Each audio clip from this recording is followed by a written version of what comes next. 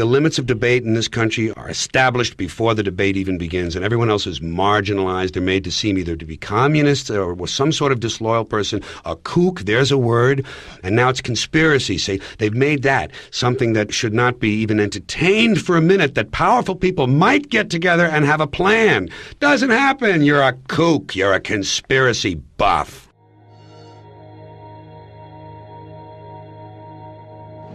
What is at stake is more than one small country. It is a big idea, a new world order. Out of these troubled times, our fifth objective, a new world order, can emerge.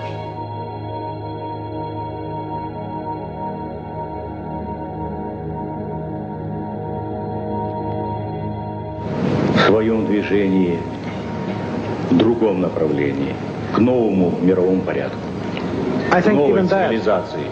Even that does not describe why the world has changed so much and why the world has turned so much toward a new world order and a new kind of civilization.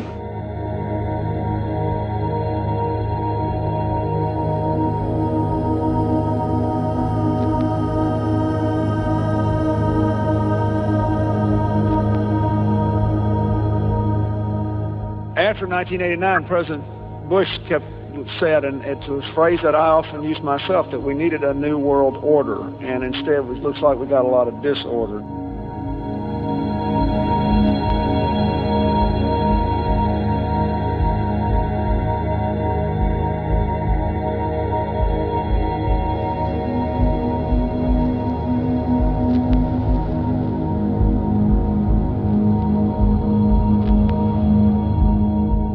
There is a chance for the President of the United States to use this disaster to carry out what his father, a phrase his father used, I think, only once, and hasn't been used since, and that is a new world order.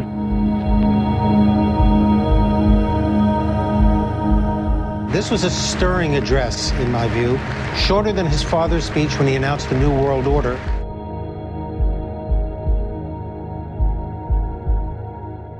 And it's only now that we can begin to understand that the world order that globalization brings and what it's going to look like, it's driven forward now not just by the balance of military strength, the Cold War times, or ordinary political power. It's being driven forward by a seismic shift in economic power that we see around us.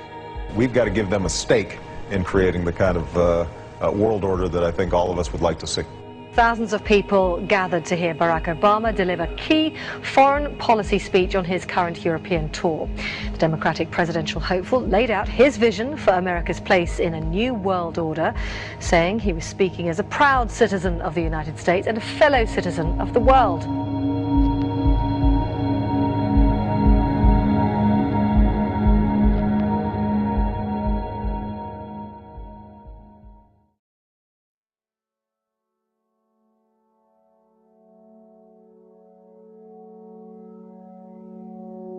This film is unique in that it systematically studies the origins, activities, and destiny of evil. Presentations in this genre make all kinds of predictions about the future, most of which will turn out to be wrong. Instead of dwelling on the future, I'm going to survey the past. The New World Order is like a rope.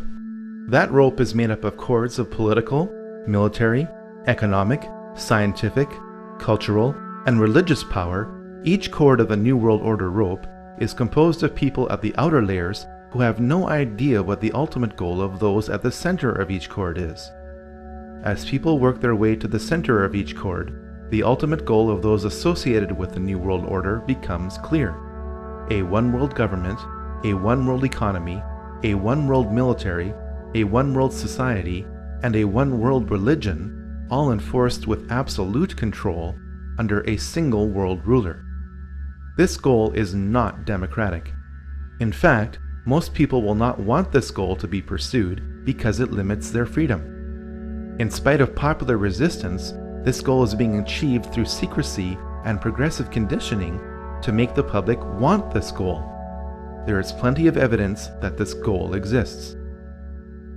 Pat Robertson has written in a book a few years ago that we should have a world government, but only when the Messiah arrives. He wrote, literally, any attempt to achieve world order before that time must be the work of the devil. Well, join me. I'm glad to sit here at the right hand of Satan. The primary driver of the New World Order is religion. After all, people act on what they believe. Financial control is the means by which the New World Order funds its primary tool, which is warfare.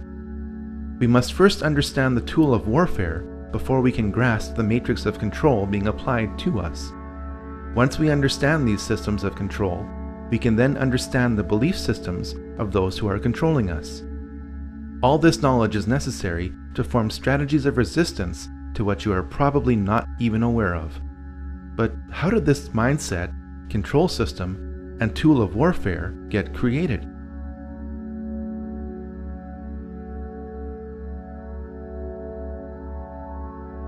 All secret societies trace their origins back to the ancient mystery religions practiced in Sumeria, Egypt, and Babylon.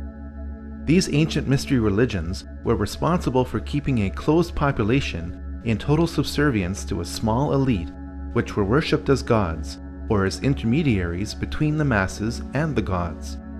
Knowledge is power. If you know when the next solar eclipse is going to occur, and others around you don't, you can demand a lot from a primitive society when you threaten to darken the sun. People with secret knowledge of astronomy are going to try to keep that knowledge to themselves. The moment they share that knowledge, their power over any society is eliminated. Large groups of people can be held in check by belief systems given to them by a tiny elite which keeps a core of knowledge to itself. This is why the most powerful groups in any society operate in secret. In fact, the word occult does not mean evil. It means secret. You are not supposed to know the secrets of the elite.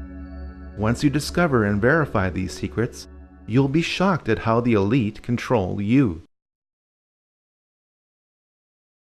The very word secrecy is repugnant in a free and open society, and we are, as a people, inherently and historically opposed to secret societies, to secret oaths, and to secret proceedings. And there is very grave danger that an announced need for increased security will be seized upon by those anxious to expand its meaning to the very limits of official censorship and concealment. That I do not intend to permit to the extent that it's in my control. For we are opposed around the world by a monolithic and ruthless conspiracy that relies primarily on covert means for expanding its sphere of influence, on infiltration instead of invasion, on subversion instead of elections, on intimidation instead of free choice, on guerrillas by night instead of armies by day. It is a system which has conscripted vast human and material resources into the building of a tightly knit, highly efficient machine that combines military, diplomatic, intelligence, economic, scientific, and political operations.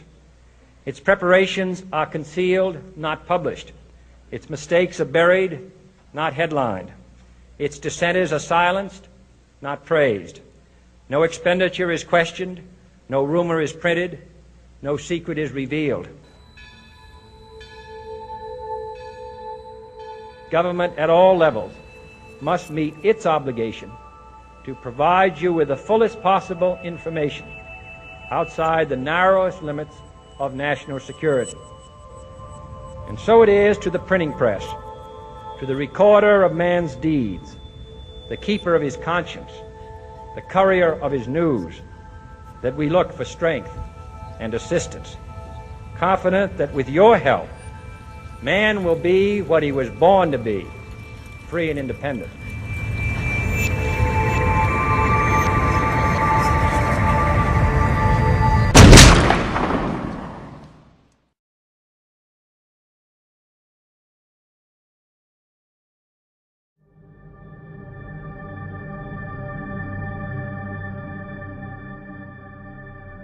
While other cultures were practicing pantheism, the monotheism of the Israelites kept them unique.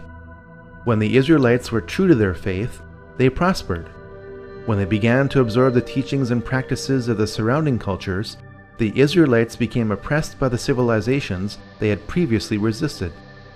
Those within Judaism who were tempted by the occult practices of the surrounding cultures became the vehicle by which secret societies continued right up to today. Practitioners of the occult within Judaism codified their beliefs in a sub-religion which became known as Kabbalah. On the surface, Kabbalism appears to be Judaism. In reality, it is the exact opposite of Judaism. The Kabbalah offers an occult counter-explanation to the revelations of the Jewish prophets and the history of the Israelites. The Kabbalah depicts Moses as an occult figure whose purpose was to initiate the Israelites back into the more enlightened and advanced teachings of Egypt. We must grasp this if we are to understand much of what is happening in Israel today.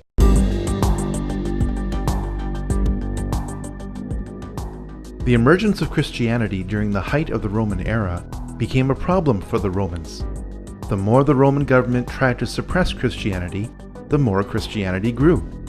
Please remember that the next time somebody tries to tell you that religion is just a tool of control. Because the Roman government couldn't eliminate Christianity, it eventually decided to merge its belief system with it. The moral decline of the early church can be traced back to the time when Constantine decided to become a Christian for whatever reason. The beliefs of the Babylonians, Egyptians, Greeks, Eastern cultures, and Romans infiltrated much of Christianity as the Roman government merged with Christianity. At the heart of this infiltration was Gnosticism. Gnosticism means salvation through knowledge, while Christianity means salvation through Christ. Gnosticism has always been the primary driver of the New World Order.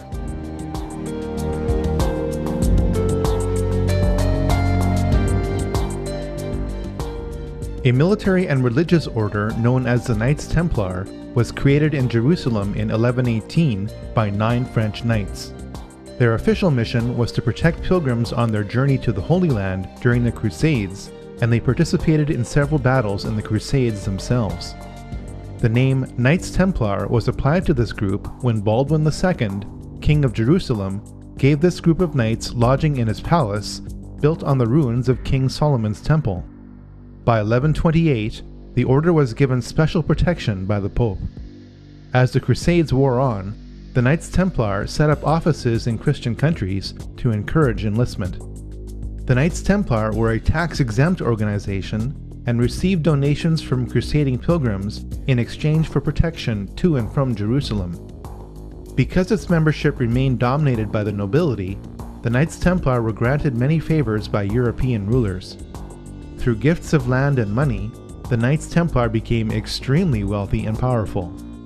Pope Clement V resisted abolishment of the Knights Templar for years.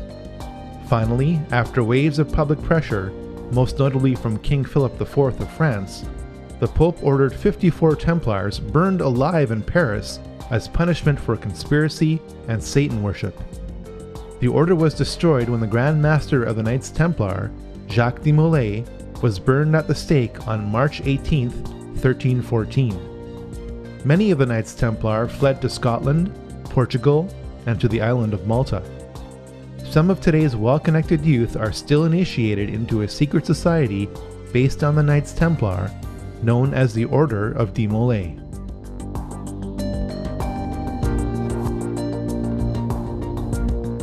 The Rosicrucians were a religious order that combined the beliefs of ancient mystery religions with Christianity. It is not known whether the Rosicrucians were founded independently of the Knights Templar. At some point, these two groups merged and became one.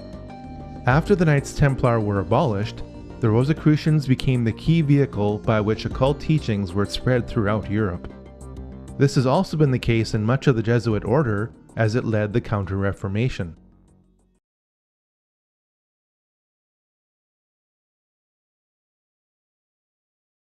Freemasonry started when the Rosicrucians merged with the stonemason guilds of Europe. From the 1640s onwards, As the construction of grand cathedrals declined, Masons concentrated less on stonework and more on occult teachings. By 1717, the world's first Grand Lodge of Freemasonry was established in London. Freemasons were initially viewed positively by the public for doing good works, and the number of lodges grew rapidly throughout Europe. The age-old satanic desire for power also grew within Freemasonry. A secret society within a secret society, made up of only the highest levels of Freemasons, fathered a ruthless philosophy that is affecting us to this day. On May 1st, 1776, the Order of the Illuminati was born.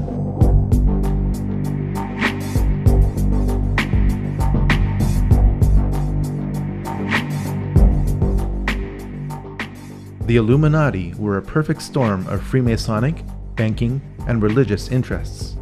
If you are truly interested in separating fact from fiction, what remains as fact about the Illuminati from original sources is most disturbing.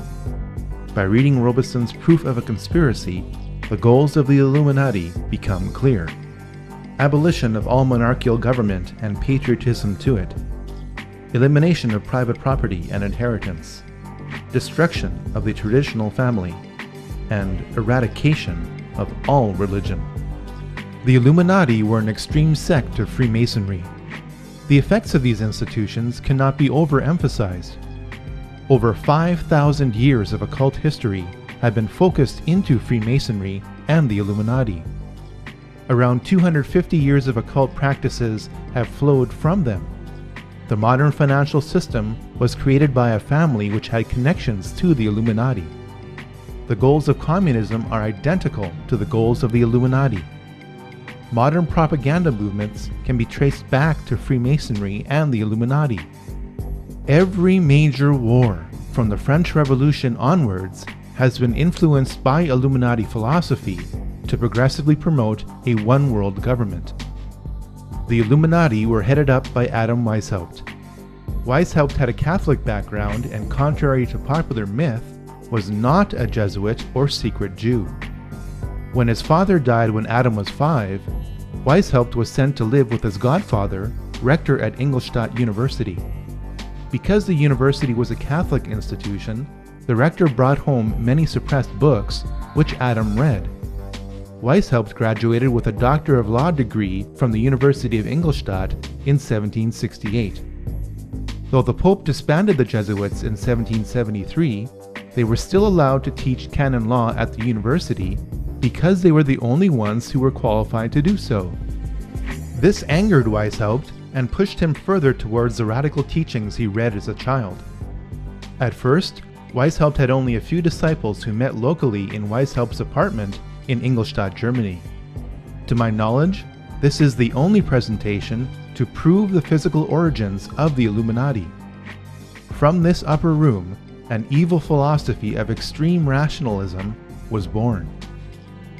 Weishaupt was initiated into the Masonic Lodge of Theodore of Good Counsel in Munich in 1777.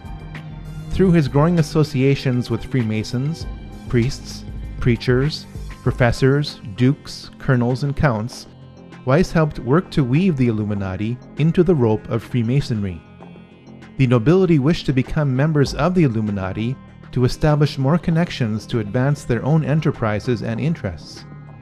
Members of the Illuminati were gradually told the intentions of the group as long as they agreed with them and could be trusted to keep its secrets.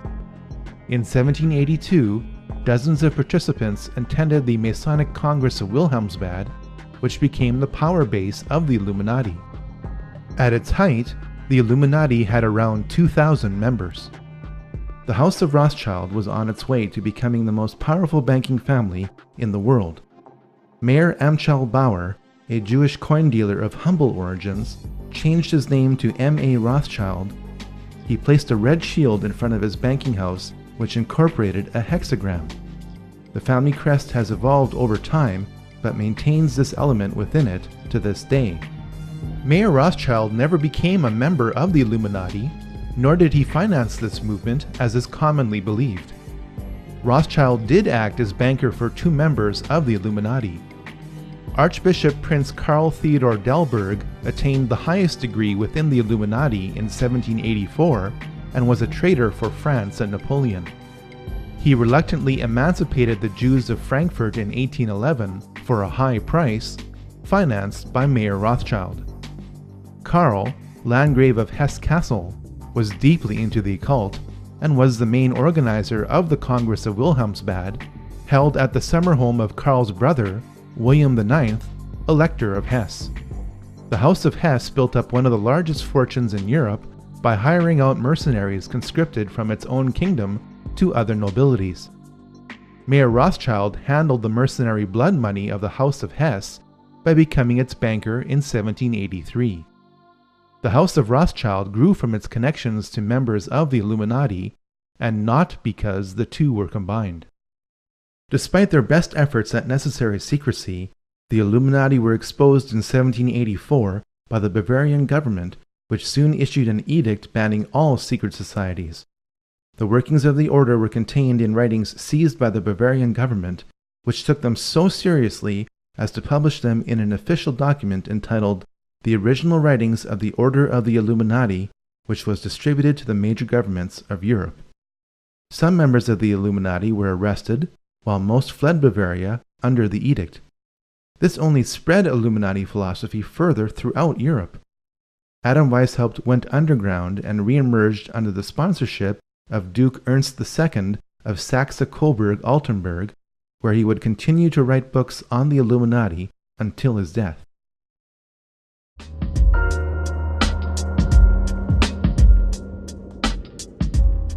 Scattered from Bavaria, the Illuminati quickly re-emerged in France within pre-existing revolutionary groups, the largest of which was the Jacobin Club. The Jacobins, with the money from the Duke of Orleans, bought up and transported out much of the grain supply in France to create an artificial food shortage in 1789. The famine that resulted drove people to revolt. The Jacobins told the people to blame the famine on King Louis XVI and Queen Marie Antoinette.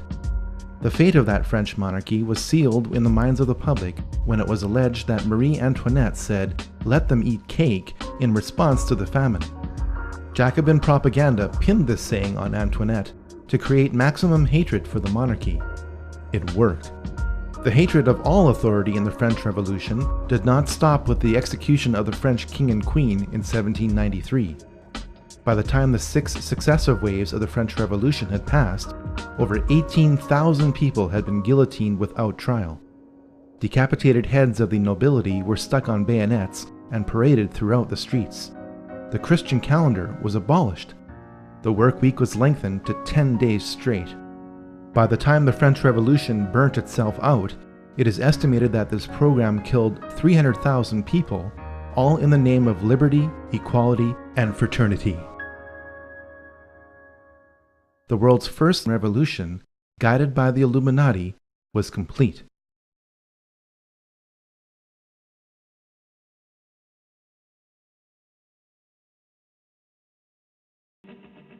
Though Mayer Amschel Rothschild died in Frankfurt in 1812, his empire grew through his family. Perhaps the one quote in modern English which sums up Mayer Rothschild's ambitions is this: "Give me control of a nation's money supply, and I care not who makes its laws." Towards the end of his life, Mayer told his 5 sons that they should expand the Rothschild banking empire throughout Europe. Nathan was sent to London. Amschel stayed in Frankfurt. Solomon went to Vienna. Karl traveled to Naples. James stayed in Paris. The establishment of the 5 centers of the Rothschild banking family is symbolized by the 5 arrows in the Rothschild family crest. The alliance between the Rothschilds and Illuminized Freemasonry continued with this new generation. Freemasonry was a common element with Adam Weishaupt, 3 of the 5 Rothschild brothers, and Napoleon Bonaparte. Napoleon was initiated into Freemasonry in June 1798. Napoleon was part of the Inner Masonic Club, but his imperialist ambitions could not be contained. Keep in mind that Napoleon appointed himself as King of France in December 1804. Napoleon enjoyed immense success as Emperor of France, yet his policies contained a fatal flaw.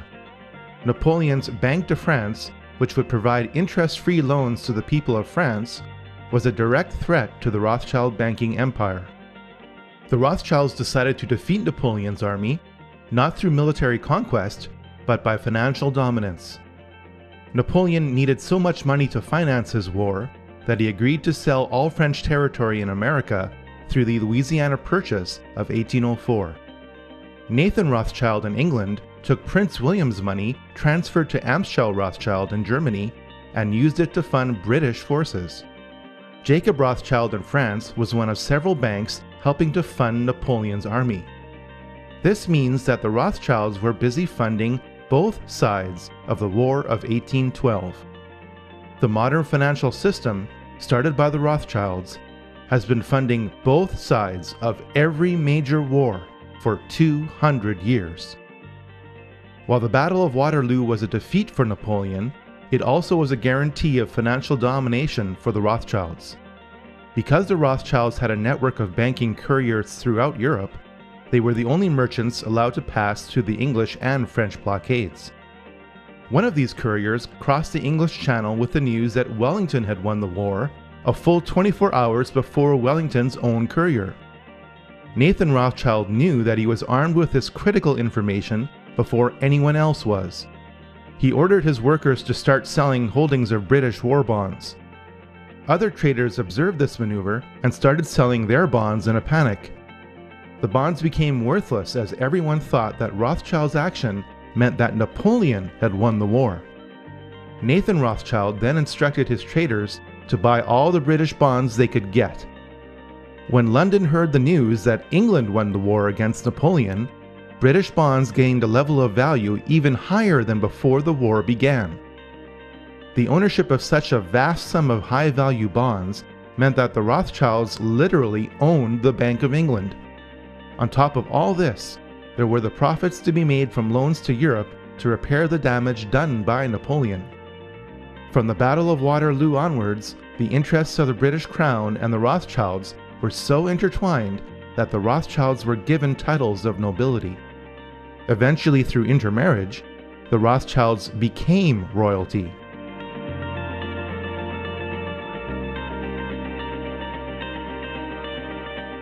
Following the Napoleonic Wars, the Illuminati thought that the nations of Europe would be so tired of fighting that they would agree to enter into a federation. Switzerland was declared to be a neutral country into which member kingdoms could deposit their money. Since the post-Napoleonic nations of Europe were heavily indebted to the Rothschilds, it could be argued that the Congress made Switzerland act as the modern version of the Knights Templar for the past 200 years. Now you know why Switzerland has acted as Europe's untouched bank during the European slaughters of World War I and World War II. The Congress of Vienna resulted in a treaty. Russian Tsar Alexander I opposed this treaty because he saw the Congress as an Illuminati takeover. The Rothschilds vowed that the Romanov dynasty would someday come to an end.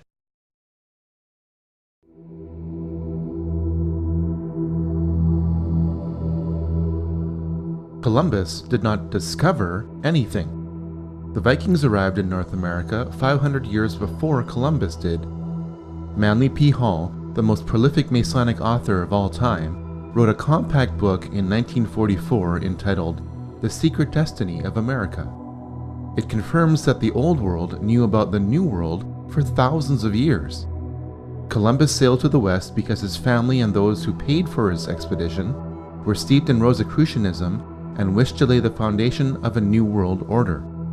One only has to look at the cipher used in his signature for proof of this claim. Much of the occult knowledge of the Knights Templar is carved in stone in Scotland's Rosslyn Chapel. The carvings that line the inner frame above this window are of maize or of Indian corn that grew only in the New World. How could this be if the construction of the Rosslyn Chapel began in 1446 or 46 years before Columbus sailed to the west? For the answer to this question, we should look at the sails on the ships used by Columbus. They were adorned with a logo of the Knights Templar. From before the time of Columbus until today, America has always had a special place in the plans of the New World Order.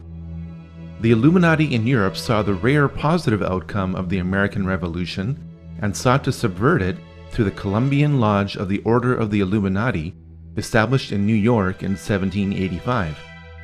Agents of the Illuminati worked to start a new revolution in America so that America would resemble France without the Napoleonic influence. In 1791, Alexander Hamilton established the first privately owned central bank in the United States with $10 million on a 20-year charter. This is contrary to the United States Constitution, which Hamilton signed. When the charter expired, the head of this private group was revealed. None other than Nathan Rothschild in England said, "Either the application for the renewal of the charter is granted, or the United States will find itself in a most disastrous war." The United States repelled the British on American soil within 1 year of Nathan Rothschild's pronouncement during the War of 1812. Fortunately for America, Britain was tied up fighting Napoleon in Europe and couldn't send enough troops to reclaim America. While America won a military victory, its financial back was broken. The War of 1812 forced the rechartering of the private bank of the United States. Thanks to the war and inflation, the debt owed to the bank exploded to $127 million. Andrew Jackson vetoed the bank in 1832. In 1835, President Jackson distributed a $35 million surplus. This was the only time in American history that the United States had balanced its books.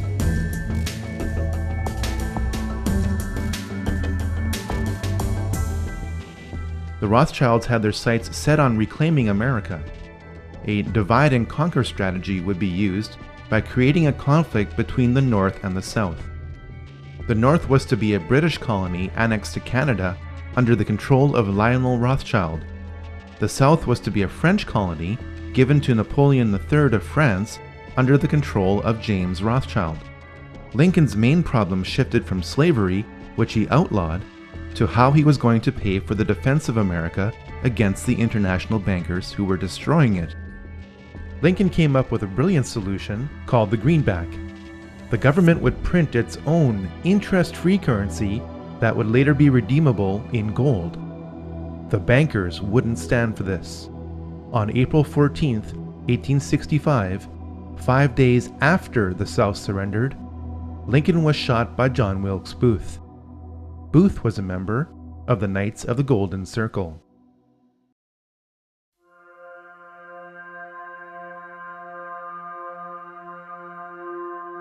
The monarchies of Europe, led by the British royal family, had been involved in the occult for centuries through the sponsorship of clairvoyants.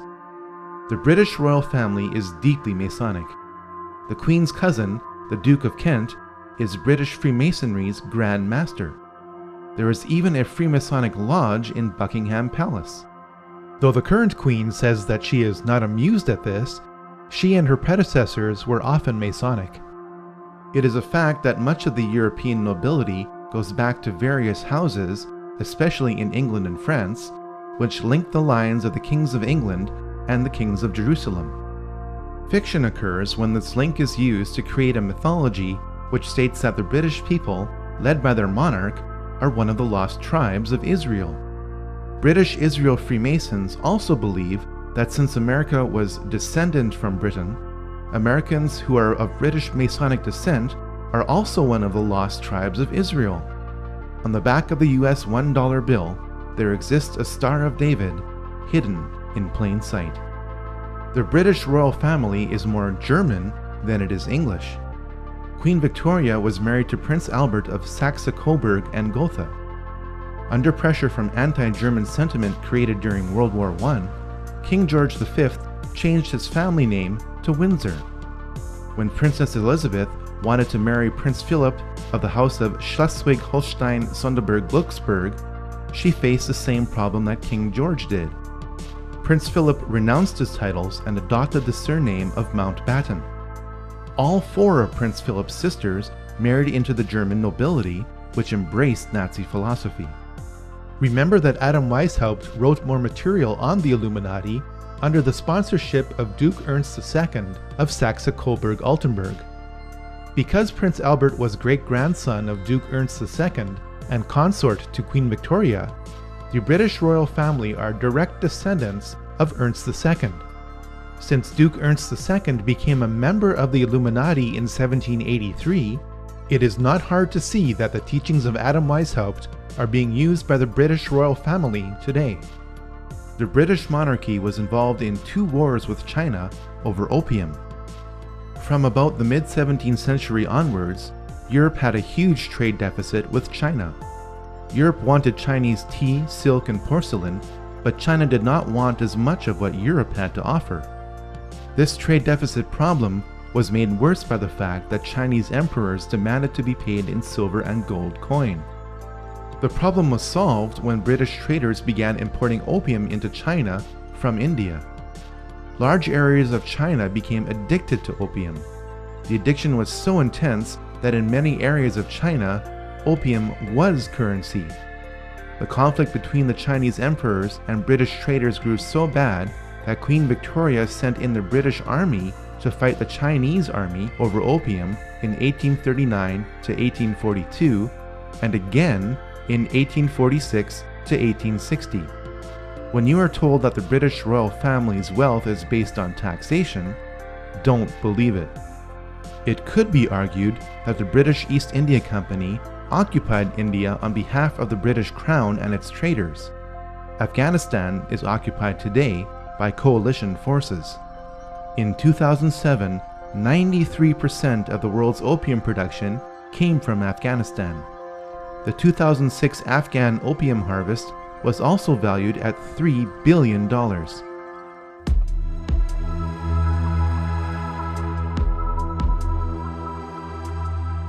The Round Table groups are the most influential and interconnected secret societies in the Western world. While Cecil Rhodes did not start any of these groups, he was instrumental in ensuring that they worked together toward a common goal. In 1966, Georgetown University history professor Carroll Quigley defined this goal in a massive work entitled Tragedy and Hope. One of the members of the Round Table groups sponsored Carroll Quigley, who was given access to their secret records, to produce what the group thought would be an internal publication. As a teenager, I heard John Kennedy's summons to citizenship. And then, as a student at Georgetown, I heard that call clarified by a professor named Carroll Quigley, who said to us that America was the greatest nation in history because our people had always believed in 2 things: that tomorrow can be better than today, and that every one of us has a personal moral responsibility to make it so.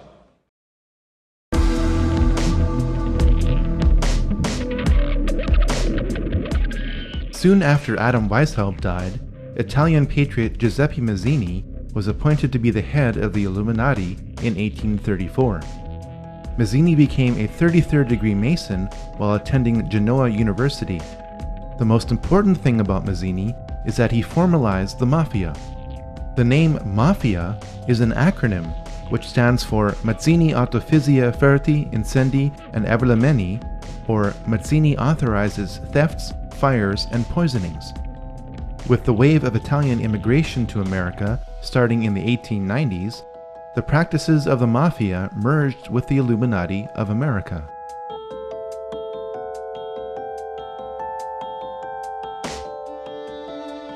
Next to Adam Weishaupt, Albert Pike is the most influential Freemason in history. Pike was asked by American Freemasons to reform its rituals. He did so in a Masonic handbook entitled Morals and Dogma of the Ancient and Accepted Rite of Freemasonry, published in 1871. The Knights of the Golden Circle, or KGC, was a Masonic organization dedicated to establishing a golden circle of territories between Mexico, Central America, the Caribbean, and the southern states, which would officially sanction slavery. Albert Pike was associated with the KGC and created several spin-off groups from it, including the Ku Klux Klan. While he was Sovereign Grand Commander of the Scottish Rite of Freemasonry, Albert Pike created his own office of Chief Justice of the KKK. This is also borne out at the location of his statue, which is in Judiciary Square in Washington, D.C. Albert Pike is responsible for inflaming racial tensions that were the official cause of the U.S. Civil War. Now you can understand how the American Civil War was really about who would control the money supply of the United States, and that slavery was a secondary issue in this conflict.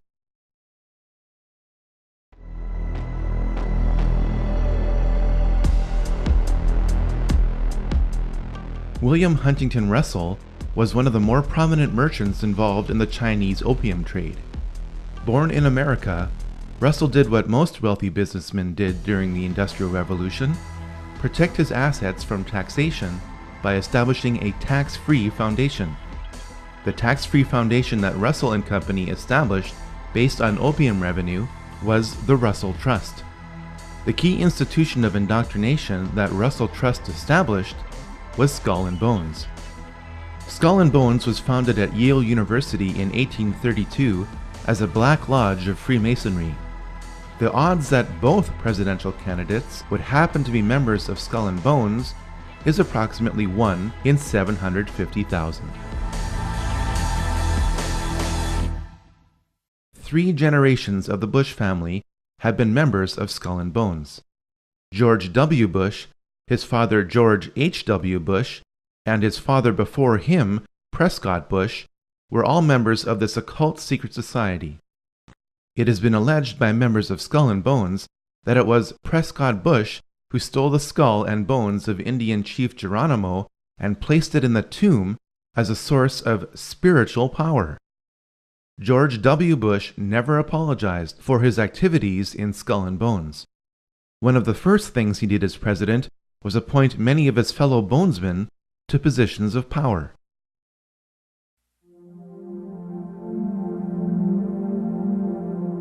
Georg Hegel was a German philosopher who came up with a basic system for achieving the goals of the Illuminati called the Hegelian dialectic. This system is based on 3 steps. In step 1, a rogue government will create the problem that harms or even kills its own citizens. This deception is known as a false flag attack. In step 2, a rogue government will control the reaction to the problem which it created by typically blaming it on an enemy or some aspect of its own society over which it seeks more control. This is why the term false flag attack is so named. In step 3, a rogue government will offer the solution to the problem which it created. This solution is typically a war or a system of regulations. The solution would usually not be accepted by the public had the rogue government not created the crisis and controlled the reaction to it in the first place. A government which seeks increasing control can keep pushing society to accept its agenda by following a series of problems, reactions, and solutions which it planned all along. The significance of the Hegelian dialectic is not how evil it is, but rather how often governments choose to follow it. There has not been a major war in the 20th and 21st centuries that does not follow the Hegelian dialectic.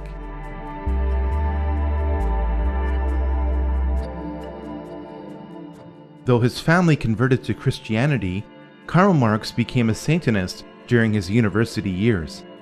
In a poem entitled Pale Maiden, Marx wrote, "Thus heaven I forfeited, I know it full well. My soul, once true to God, is chosen for hell."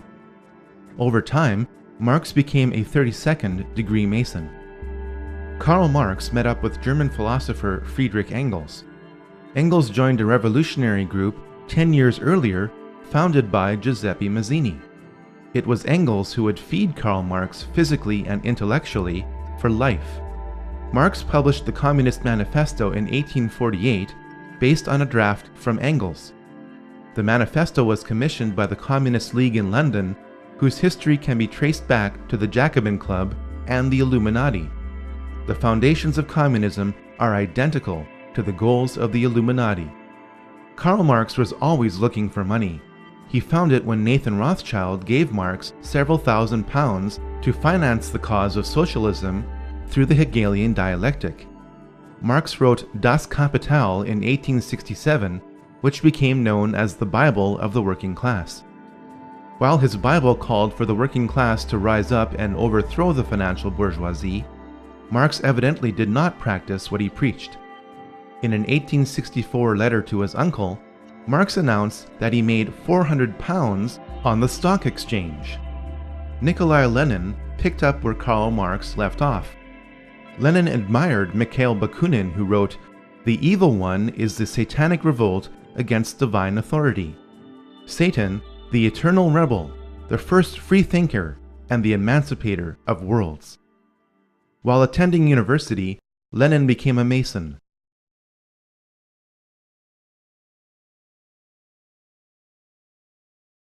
Stopped by Andrew Jackson and delayed by Abraham Lincoln, the international bankers finally seized control of the financial system of the United States.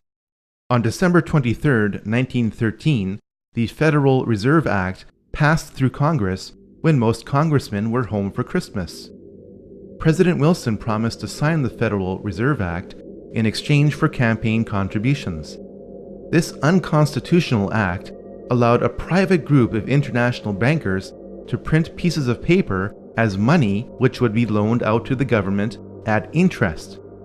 Leading directly or indirectly through their agents, the most prominent members of this group were J.P. Morgan, J.D. Rockefeller, Jacob Schiff, and Max and Paul Warburg.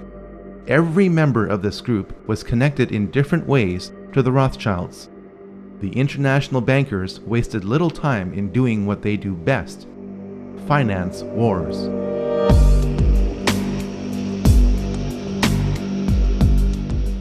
The bankers of Europe and America found a way to ignite the growing tension between Germany and the Anglo-American establishment for the economic and cultural dominance of Europe.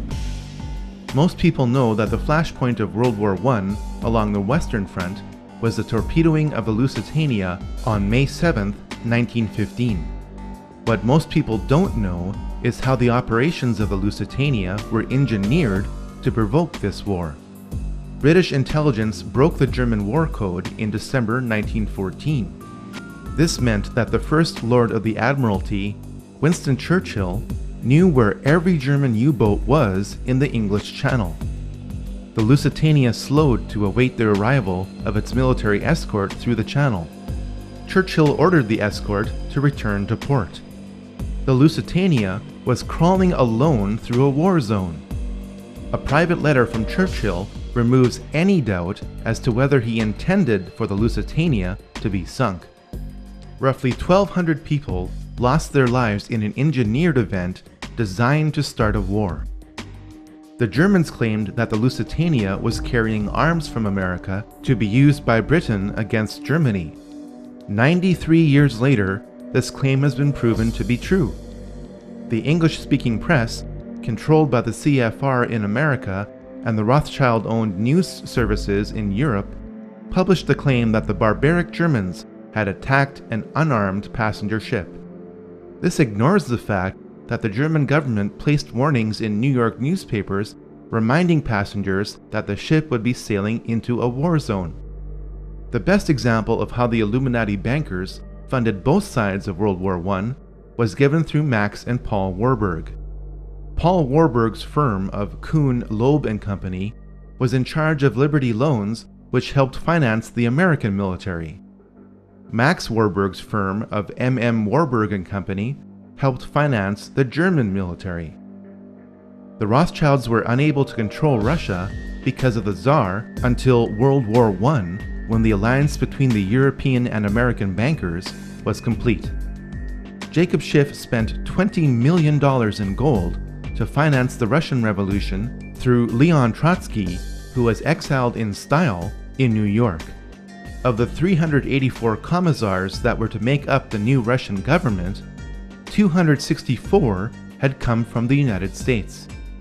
When the ship carrying the men and materials for the revolution were seized at the port of Halifax by Canadian authorities, President Wilson secured their release by stating that if they weren't let go, the US would not enter the war. Lenin, exiled in Switzerland, promised to make peace with Germany if he overthrew Russia's temporary government. He was placed in a sealed railway car with $5 million in German gold and was sent to Russia.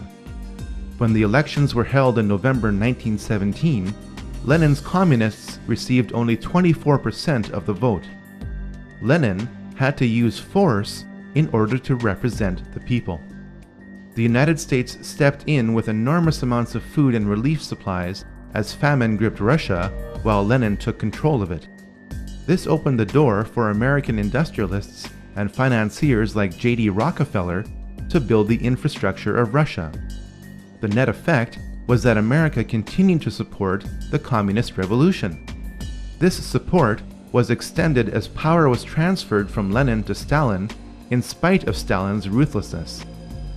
World War I ended according to the master plan of the 20th century Illuminati financiers. They knew that communism could only continue so long as capitalism supported it. The financiers also knew that the oppressive chains of the Treaty of Versailles would be broken by a leader who would eventually rise up from within Germany. Welcome to the first round of Problem, Reaction, and Solution.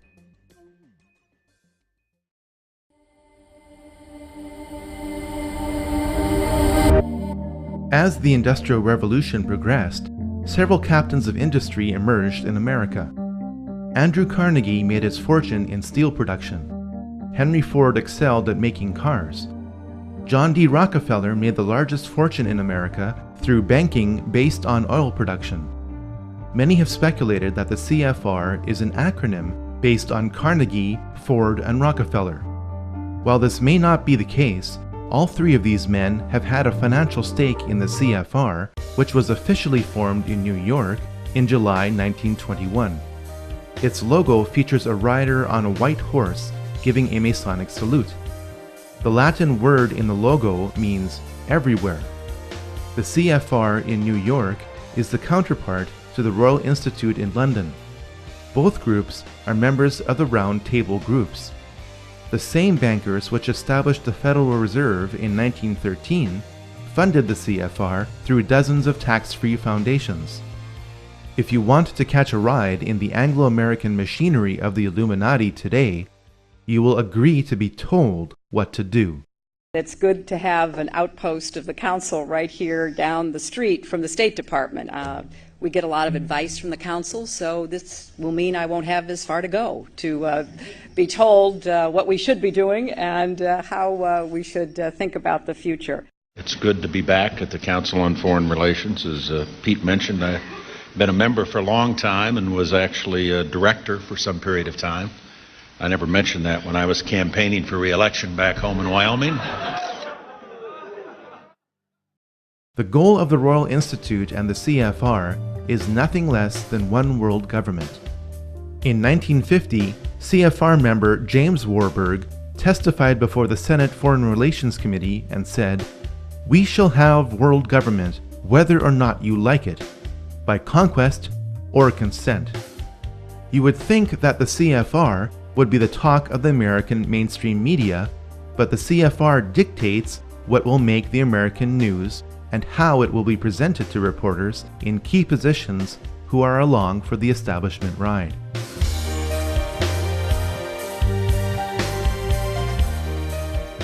Following World War I, the League of Nations was the first popular attempt at creating a world government. The League was promoted as the way of providing a collective security, since an attack on any one member of the League would be considered an attack on all. The League failed as an organization, but acted as a successful stepping stone for the globalists. The League of Nations allowed the international bankers like J.D. Rockefeller to give more loans to more nations, provided the international bankers controlled the banking system of that nation. When the Bank for International Settlements was established in 1930, the Illuminati financiers gained more control of the world's money supply. This was all the more reason to start World War II.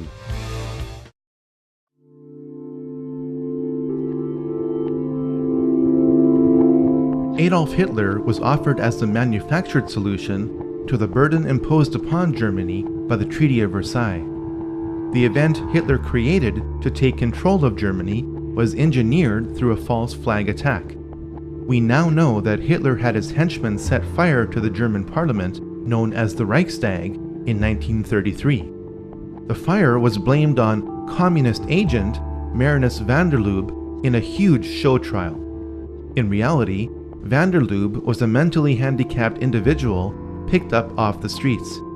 Hitler's mighty war machine was funded and created by Wall Street. The Treaty of Versailles induced Germany to default on its debt. The Dawes Plan replaced the treaty after 5 years and allowed links to be made between American and German industry and finance. From the mid-1920s to the late 1930s, through the Bank of International Settlements, over $135 million was loaned to the German electrical, steel, and chemical industries from Wall Street. The profits on these loans were considerable. Without the technology for extracting petroleum from the German coal fields supplied by Rockefeller-owned Standard Oil of New Jersey, the Nazi war machine would have ran out of gas. One of the funders of the Nazi war machine was Prescott Bush, father and grandfather of 2 U.S. presidents. According to files from the U.S. National Archives, Prescott Bush was a partner in Brown Brothers Harriman. This was one of the corporations used by industrialist Fritz Thyssen to move assets between America and Germany. Prescott Bush's assets in Union Banking Corporation were seized under the Trading with the Enemy Act in 1942, after America entered the war. The Bush family fortune was built in part from funding the very enemy that would kill over 400,000 American troops. May I introduce our co-editors for this edition of the Longines Chronoscope. Our distinguished guest for this evening is the Honorable Prescott Bush, United States Senator from Connecticut. I think we have made, just in this year, very marked and noticeable progress in connection with the Cold War. Included in that, too, should be our efforts to get at this subversion business within our own government. The ideologies of the Nazis and the Communists were set against each other by the Illuminati financiers in a dialectical struggle. Both ideologies are flawed and use the same means to produce the same result. The Illuminati financiers chose to eliminate the Nazi movement and preserve communism for one very important reason. Hitler started to print money just like the Federal Reserve. At this point, all of Europe was tied up in war with itself. The problem and reaction stages of World War II would only be solved through America.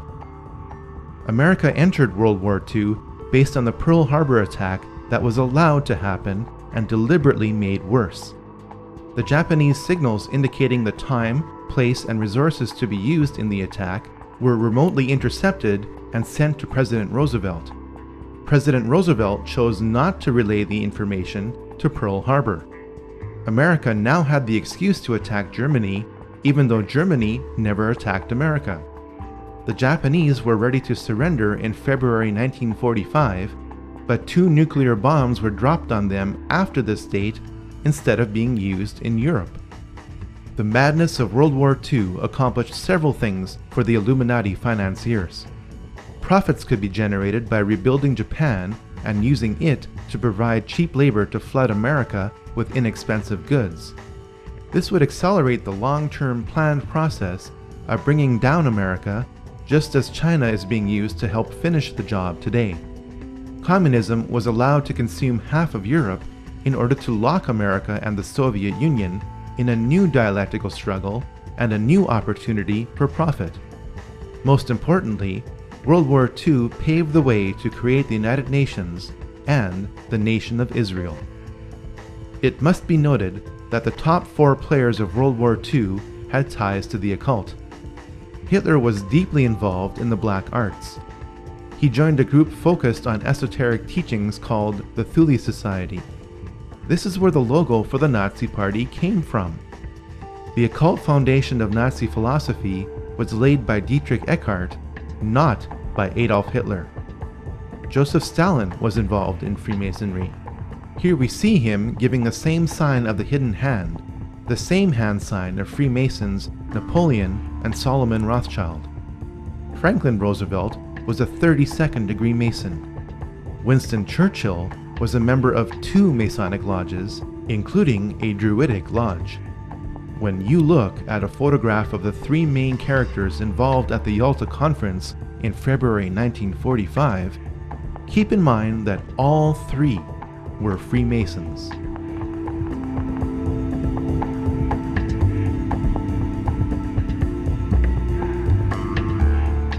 The United Nations was the second prearranged attempt at world government, offered as the solution to future conflicts like World War II. To help prevent the pivotal United States from backing out of the United Nations, as it did with the League of Nations, the UN was to be located on American soil with land graciously donated by John D. Rockefeller Jr. Through its domination of the American media, the CFR conditioned the United States to accept the increasing role of the UN in the drive for world government.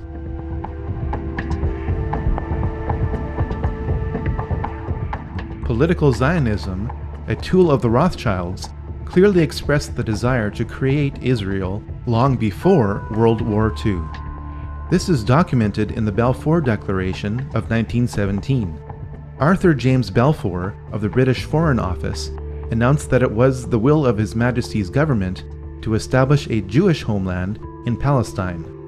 This official policy was given to the World Zionist Federation of Great Britain, headed by Lord Rothschild, over 30 years before Israel was created. James Balfour, a willing tool of the British Freemasonic crown, was awarded many Masonic royal titles for this and other services rendered. Political Zionism used and magnified the anti-Semitism of the Nazi movement to create Israel. As soon as Hitler took power in 1933, many Jews around the world boycotted German goods. The political Zionists in Palestine negotiated a secret deal with the devil. In return for the transfer of 60,000 Jews and $100 million to Palestine, political Zionists would halt the worldwide Jewish-led anti-Nazi boycott that threatened to topple the Hitler regime in its first year. Over 40 million Chinese died in a 25-year period under the dictatorship of Mao Zedong, yet all you probably know is the phrase 6 million Jews. The Holocaust of the Jews has been ground into the public consciousness by the political Zionists who used its horror to justify their goal. Theodor Herzl's dream was realized when the flag he proposed, based on the Rothschild hexagram, flew over Israel in May 1948.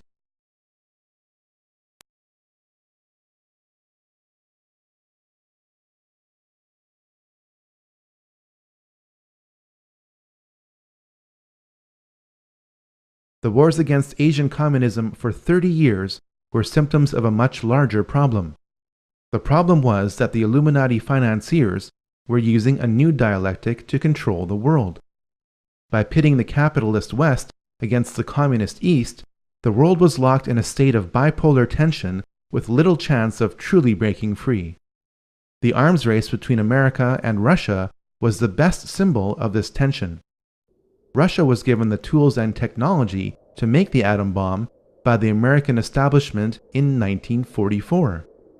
In spite of this, Russia and America spent over $5 trillion on weapons that would have guaranteed mutually assured destruction many times over. In his closing speech to the nation in January 1961, President Eisenhower warned about the military-industrial complex.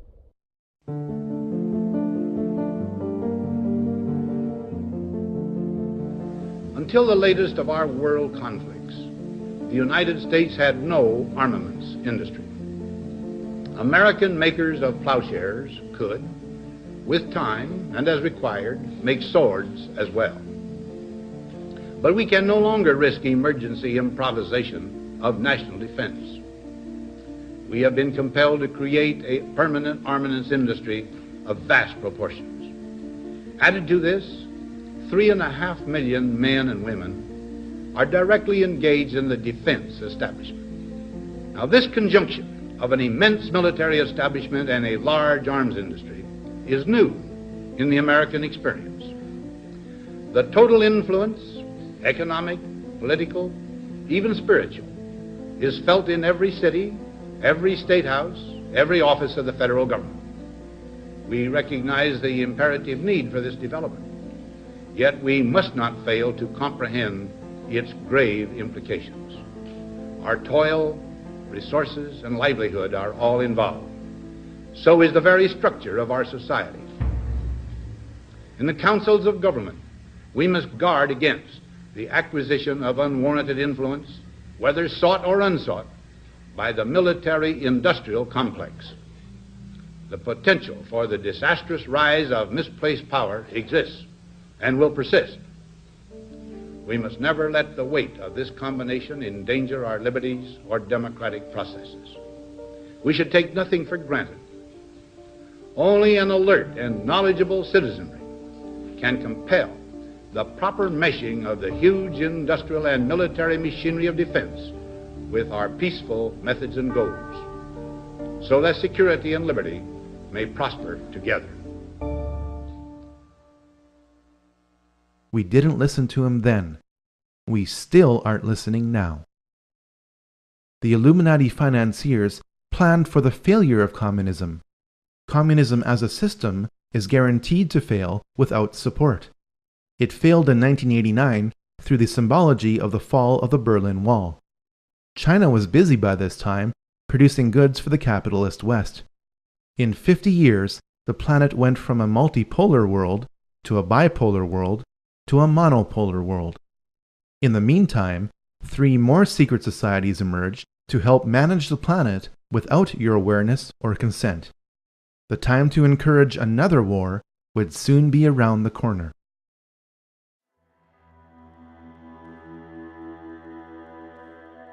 The Bilderberg Group got its name from the Bilderberg Hotel in Oosterbeek, Holland, the site of the group's first modern meeting. It was founded by Prince Bernhard of the Netherlands in 1954, though its practices can be traced back to the Knights Templar. The Bilderberg Group was originally concerned with a regional Europe for the benefit of its members at the expense of national sovereignty. Over time, its scope has broadened to include balanced membership mainly from NATO countries. Many members of the CFR are also members of the Bilderberg Group. Once a year in 5-star hotels between Europe and North America, around 100 influential people gather together to determine the future of the planet for the next 1 or 2 years. The membership and accomplishments of the Bilderberg Group have been impressive. Presidents are chosen by this group. When Queen Beatrix and David Rockefeller get together at a Bilderberg meeting, you are looking at the 2 people on the planet who control the lion's share of the world's oil supply. The 2008 oil price and credit boom and bust were planned events according to leaks from the Bilderberg Group in 2006. The Bilderberg Group also created the European Union.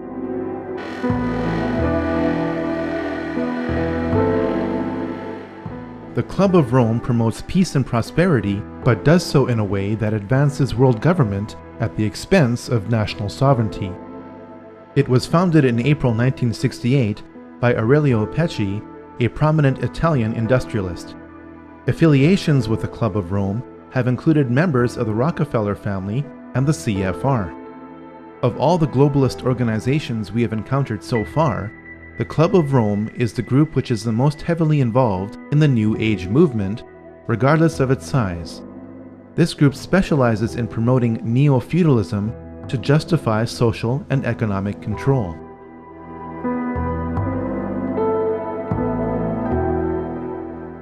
The Trilateral Commission was created in 1973 by David Rockefeller to launder money.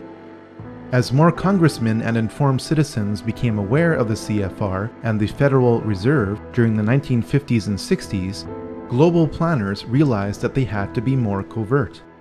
Their American and European money would have to be sent to Japanese industrialists and Arab oil magnates who would use it to buy up Western businesses and real estate. With this system in place, economic woes in the West resulting from the globalists' control could then be blamed on the Japanese and Arabs.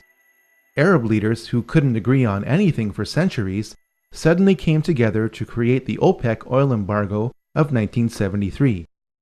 High gas prices made the Americans flock to Japanese cars.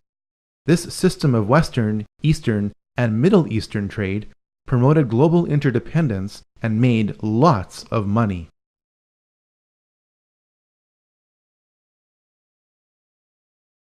Saddam Hussein became the new target of the Illuminati financiers with the collapse of communism in 1989. White House Special Envoy Donald Rumsfeld met Saddam in December 1983. Rumsfeld gave Saddam the gas he used to kill thousands of his own people, but that didn't matter to the elite. What did matter was that Saddam was pumping too much oil to get rid of his foreign debt. This lowered oil prices by flooding the oil market, angering OPEC nations. It also lowered the value of the US dollar because it was the world's reserve currency and oil is traded in US dollars. Saddam was becoming independent and had to be stopped. US Ambassador to Iraq, April Glaspie, met Saddam in July 1990.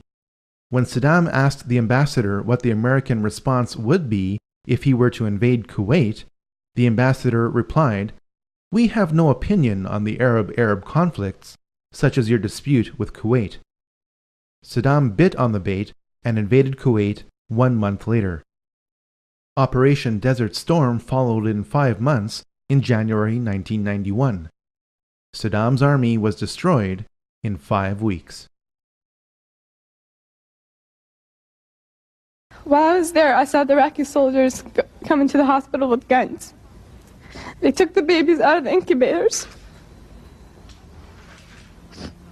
took the incubators, and left the children to die on the cold floor.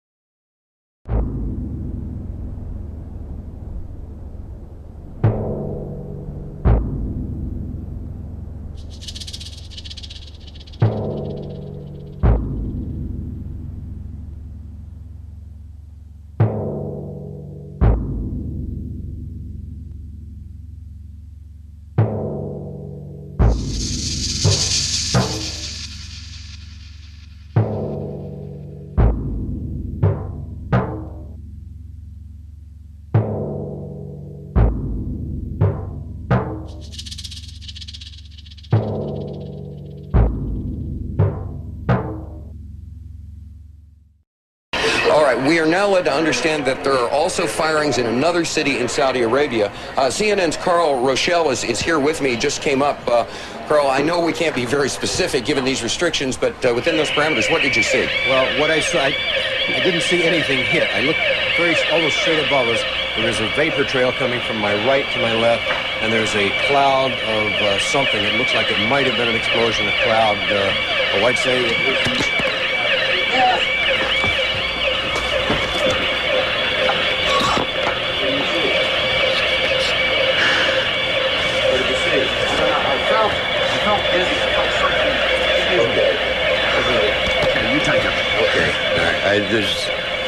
My apologies for that. He's putting on a gas mask.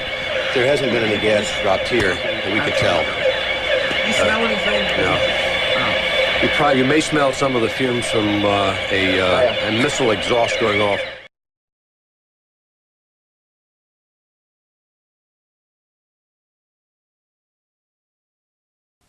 Je suis un journaliste américain. Oh, I love this country so much. You guys just don't have a clue. This is a Scud. You can tell it by its distinctive label. Now, when the missile is launched, the first thing you look for is the plume sticking out behind it. Now, when you detect this, you can tell it's been launched. Thank you.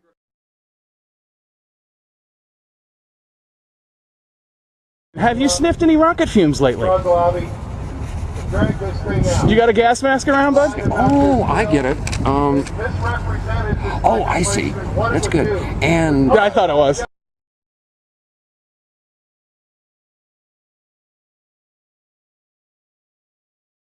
They took the babies out of the incubators, took the incubators and left the children to die on the cold floor. And they had kids in incubators, and they were thrown out of the incubators so that Kuwait could be systematically dismantled. It's a proud day for America, and by God, we've kicked Vietnam syndrome once and for all. Thank you very, very much. Saddam's baited invasion meant that the nation of Iraq and its rich oil reserves could be held indefinitely as ransom by the globalists from 1991 onwards. But this was not enough for the elite. George Herbert Walker Bush, member of Bohemian Grove and Skull and Bones, whose father helped finance the Nazis, signaled the intention of the Illuminati. His New World Order speech to Congress was given on September 11, 1990, exactly 11 years before another staged event. The crisis in the Persian Gulf, as grave as it is, also offers a rare opportunity to move toward an historic period of cooperation. Out of these troubled times, our fifth objective, a new world order, can emerge.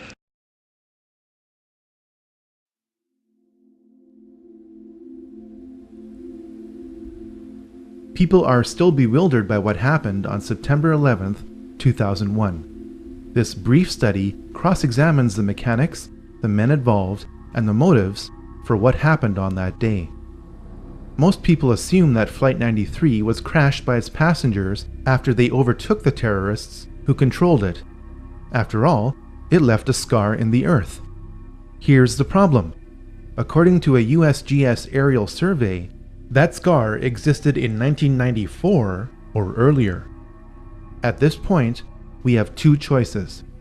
We can choose to believe that a full-sized airliner being fought over can crash into topsoil in precise alignment with a pre-existing scar, leaving that scar relatively intact. We can also choose to believe that only part of the plane landed within that scar. The first option would violate the patterns of hundreds of airplane crashes over decades. The second option forces us to ask whether pieces of the plane were found in other locations.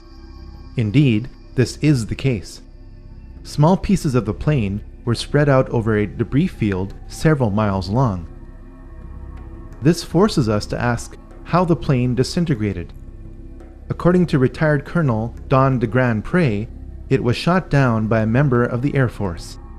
We have since learned the probable name of the pilot who eliminated Flight 93.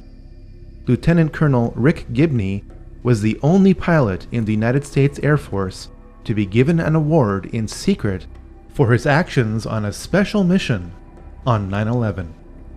Most people assume that Flight 77 struck the Pentagon with no warning by a crack pilot. In recorded testimony before the 9/11 Commission, then Transportation Secretary Norman Mineta recalled what he witnessed in the Presidential Command Center below the White House. During the time that the airplane coming in to the Pentagon, there was a young man who would come in and say to the Vice President, the plane is 50 miles out, the plane is 30 miles out. And when it got down to the plane is 10 miles out, the young man also said to the Vice President, do the orders still stand? And the Vice President turned and whipped his neck around and said, of course the orders still stand. Have you heard anything to the contrary? This testimony proves that the Vice President was aware that something was approaching the Pentagon. Hani Hannour is alleged to have hijacked Flight 77 and flown it into the Pentagon. Here's the problem. The flight parameters for Flight 77, obtained under the Freedom of Information Act from the National Transportation Safety Board, indicate that the flight deck door remained closed once the plane was in flight. The mid-air hijacking of Flight 77 could not have taken place if the cockpit door never opened. One of the popular myths of 9/11 is that the Twin Towers were towering infernos. If that's true, then people wouldn't have been told to return to work in the South Tower. In the neighboring South Tower, people are also evacuating, but an announcement over the PA system tells workers their building is secure and they can return to their desks, an announcement that will soon have tragic consequences. If the towers were towering infernos, then the Battalion 7 chief would have never been able to make it to the 78th floor and say, Hey, 9415, we got two isolated pockets of fire. We should be able to knock it down with 2 lines. Where you know that? 78th floor, numerous 1045 coal horns. If the tower fires were melting steel columns, then Edna Sintron wouldn't have been able to wave from the plane impact zone with her light pants not even singed.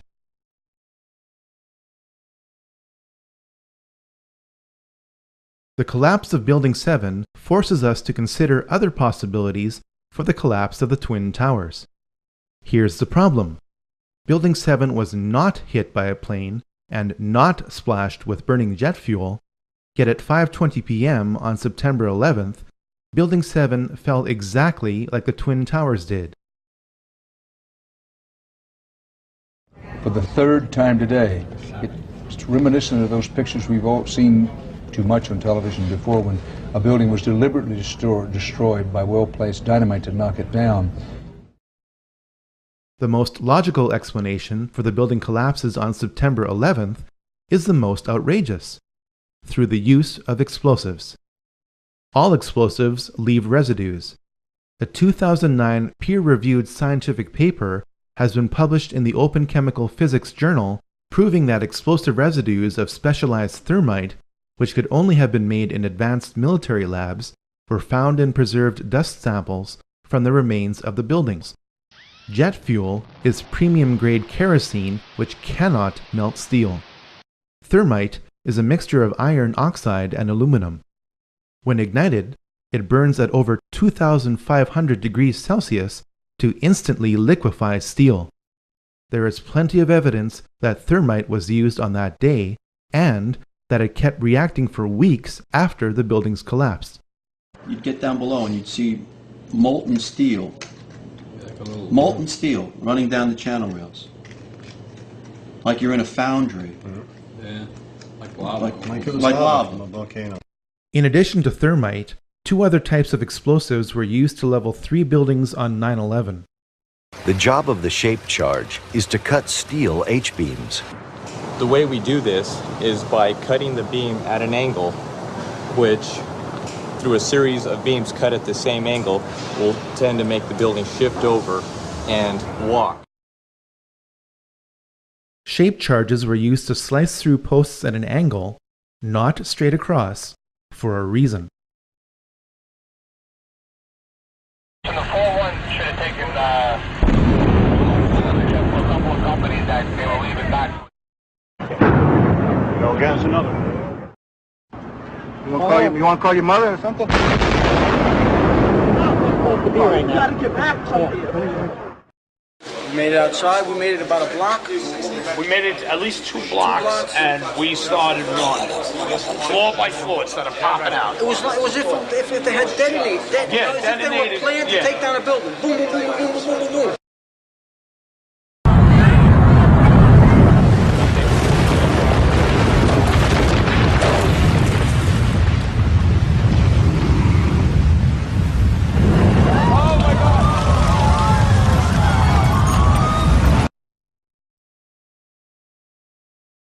Based on the evidence, the final roll sequences after pre-weakening with thermite and shape charges was most likely done with nuclear explosives.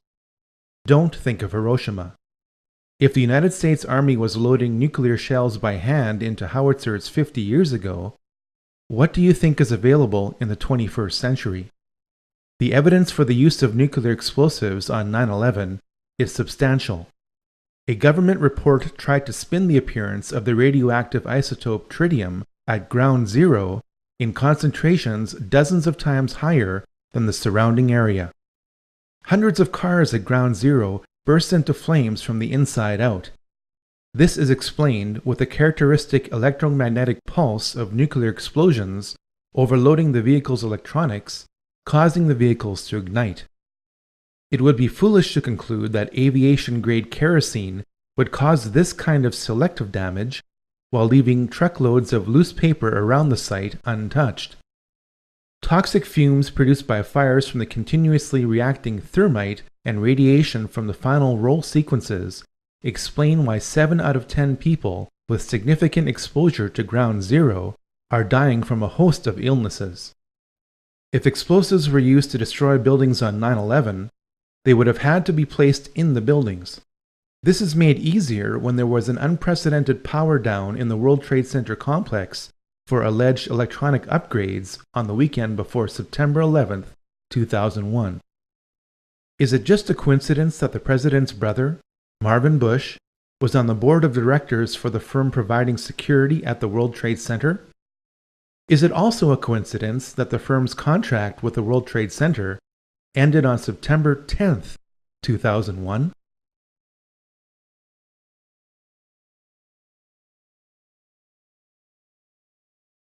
The so-called terrorists who attacked America without warning were trained and lived at U.S. military bases. The radical Islamic terrorists of 9/11 got drunk in a Florida bar, paying for their drinks with a wad of cash. Some of the terrorists who died in 9/11 have turned up alive and well. The 9/11 terrorists list has not been updated. Documents reveal that Osama's CIA codename was Tim Osman. This leads us back to Zbigniew Brzezinski because he created the Mujahideen in the late 1970s, which were later renamed Al-Qaeda. The people of Pakistan know what the US will never admit to, that Osama bin Laden is a CIA asset. Who is Osama bin Laden? He's just a character created by America. Well, actually, 98% of Pakistan would probably follow along the same line. They believe that Osama is basically a CIA agent who is working undercover to put a bad image of Islam. Really? You know, that land over there is yours. You'll go back to it one day because your fight will prevail and you'll have your homes and your mosques back again because your cause is right and God is on your side.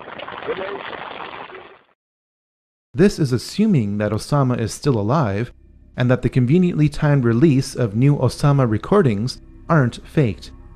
This brings us to why 9/11 occurred.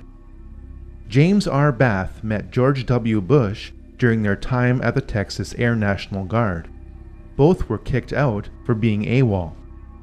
Through a trust agreement created in July 1976, James Bath was authorized to invest money from Salem bin Laden, father of Osama bin Laden. This was at the time when George Bush Sr. was director of the CIA. 3 years later, James Bath bought 25,000 shares in Arbusto 79 Limited, George Bush Jr.'s oil company. The Bushes do business with the bin Ladens. The Saudi bin Laden group makes its money from being the main construction conglomerate of the House of Saud. The Saudis make their money from supplying oil to America to create an artificial demand for the US dollar. Oil, the dollar, and war, the House of Saud, the House of Bush, and the House of bin Laden are all connected. George Bush Sr. was a member of the Carlyle Group, a venture capital firm heavily invested in arms sales. On the morning of September 11, 2001, George H.W. Bush was president when the Carlyle Group hosted a conference at a Washington hotel. Among the guests of honor was a valued investor, Shafiq bin Laden, brother to Osama.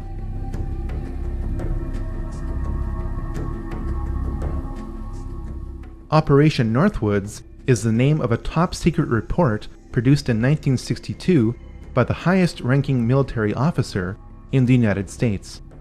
This report remained classified for nearly 40 years, and for good reason.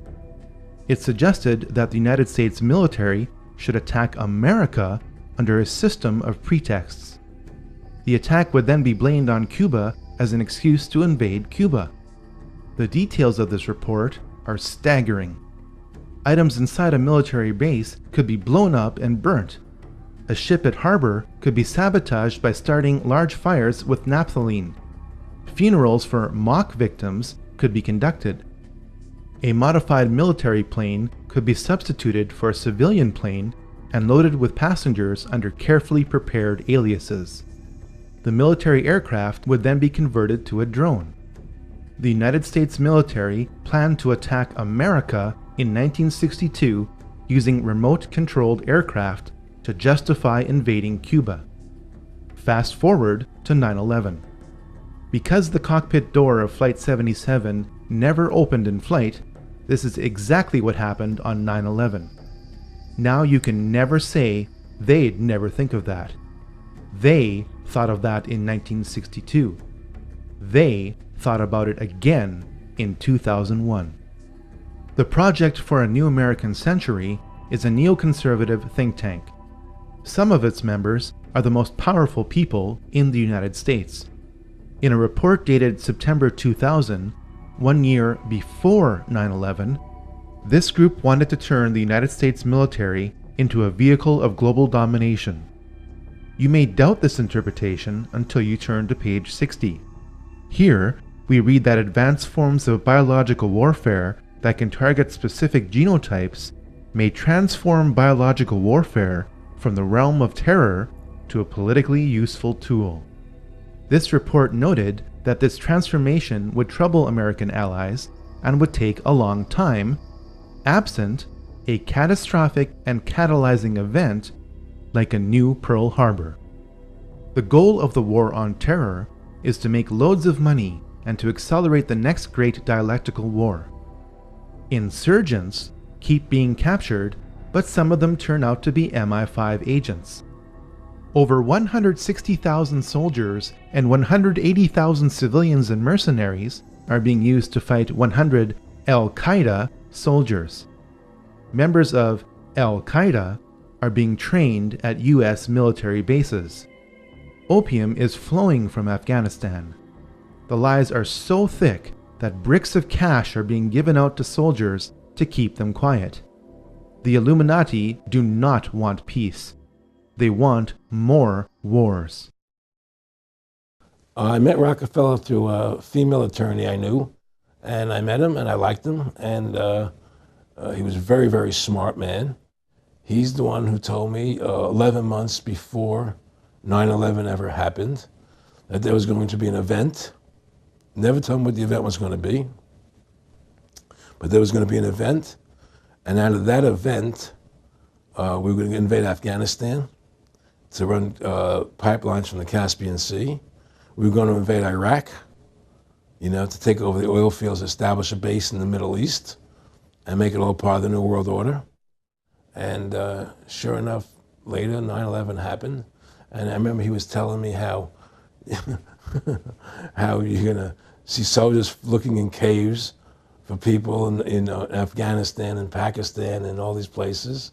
And there's going to be this war on terror, which is no real enemy. And the whole thing is a giant hoax, but it's a way for the government to take over the American people. And he said the end goal is to get everybody chipped, to control the whole society, to have the bankers, the elite people, the bankers and some governor controlling the world. In earlier times, it was easier to control 1 million people than physically to kill 1 million people. Today, it is infinitely easier to kill 1 million people than to control 1 million people. It is easier to kill than to control. He has proven to be an outstanding friend and somebody who I've learned an immense amount from, and for him to support me in this campaign and then be willing to come out here to Iowa is a testimony to his generosity. So if everybody could please give Dr. Brzezinski another round of applause.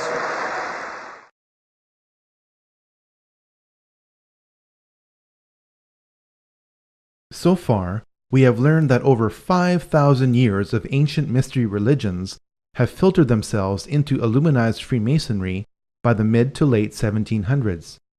We have learned that every major war since the French Revolution has been manipulated through the Hegelian dialectic to provide more control to the Illuminati. We have also learned that Israel was an Illuminati creation. But where are we going from here?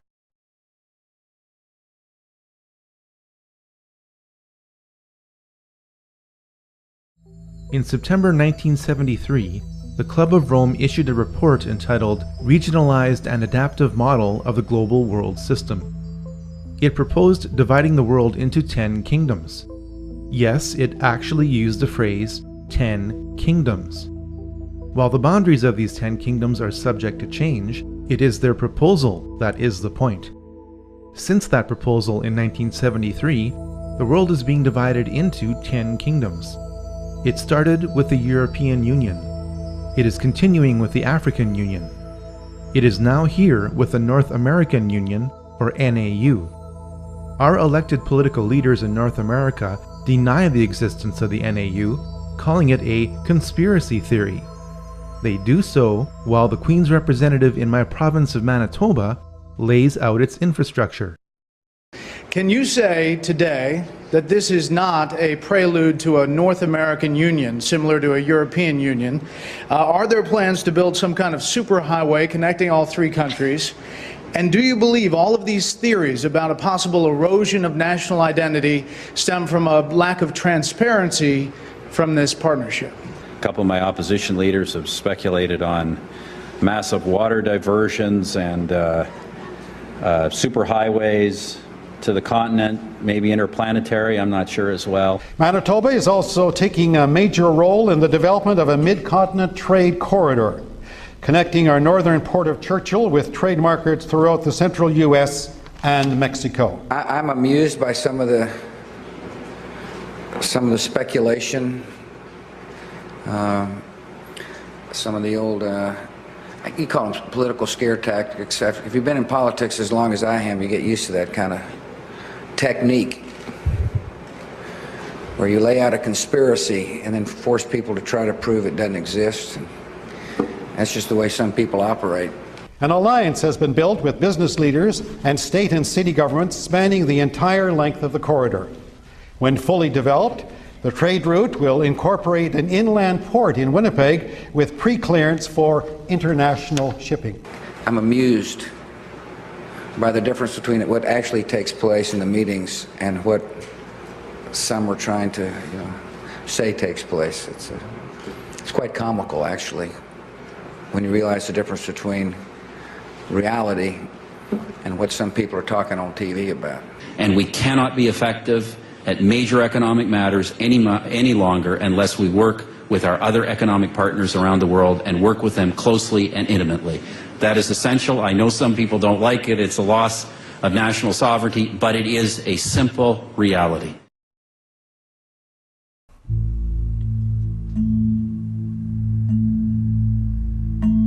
A lot of people are wondering about the future of America. New York is a dominant multicultural city. New York is also home to the United Nations, the premier organization of world government. The United States was allowed to become the world's biggest debtor nation when it became bankrupt in 1933, eventually along with all other nations, because your birth certificate is a bond. You are pledged as collateral on the debt of your nation. You are traded as a human resource on the stock exchanges of the world, especially in New York, the home to the world's largest stock exchange. Perhaps the greatest sign of America's pending destruction is on the back of the US $1 bill. You have been told that the bird on the right is an eagle. That's not what Manly P. Hall viewed it as. He knew that it was a phoenix, the ancient mythological bird of fiery rebirth. The phoenix is used to describe how old systems of power are deliberately destroyed to produce new systems of power. The system of power that is being built now is described on the left side on the back of the US $1 bill. You have been told that the Latin phrase Novus Ordo Seclorum means a new order of the ages. If you understood what the Roman poet Virgil meant when he wrote what this phrase is based on, it means God hath favored our undertakings, new order secular, or new world order. The occult purpose of America is to usher in the new world order on the back of what appears to be a trusted democracy. This purpose is hidden in plain sight.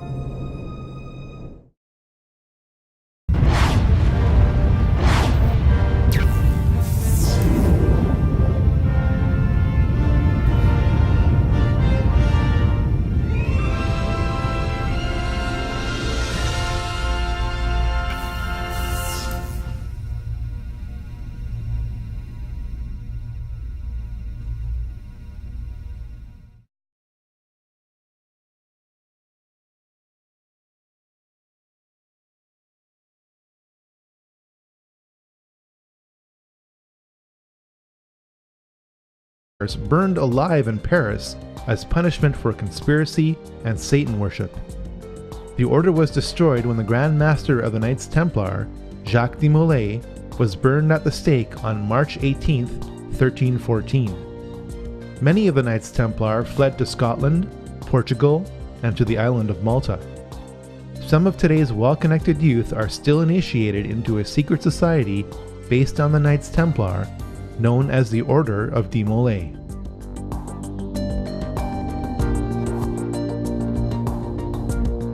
The Rosicrucians were a religious order that combined the beliefs of ancient mystery religions with Christianity. It is not known whether the Rosicrucians were founded independently of the Knights Templar. At some point, these two groups merged and became one. After the Knights Templar were abolished, the Rosicrucians became the key vehicle by which occult teachings were spread throughout Europe. This has also been the case in much of the Jesuit order as it led the Counter-Reformation.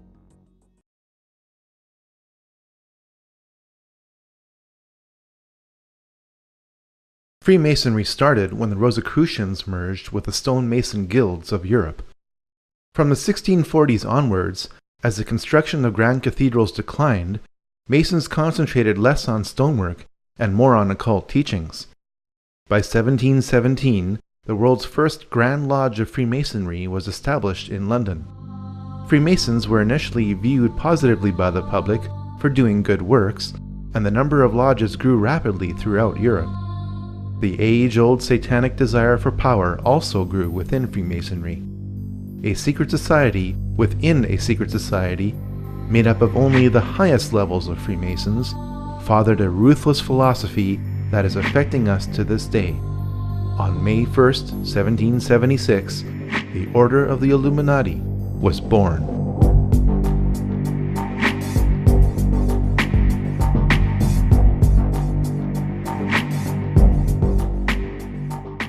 The Illuminati were a perfect storm of Freemasonic, banking, and religious interests. If you are truly interested in separating fact from fiction, what remains as fact about the Illuminati from original sources is most disturbing. By reading Robeson's Proof of a Conspiracy, the goals of the Illuminati become clear. Abolition of all monarchical government and patriotism to it. Elimination of private property and inheritance.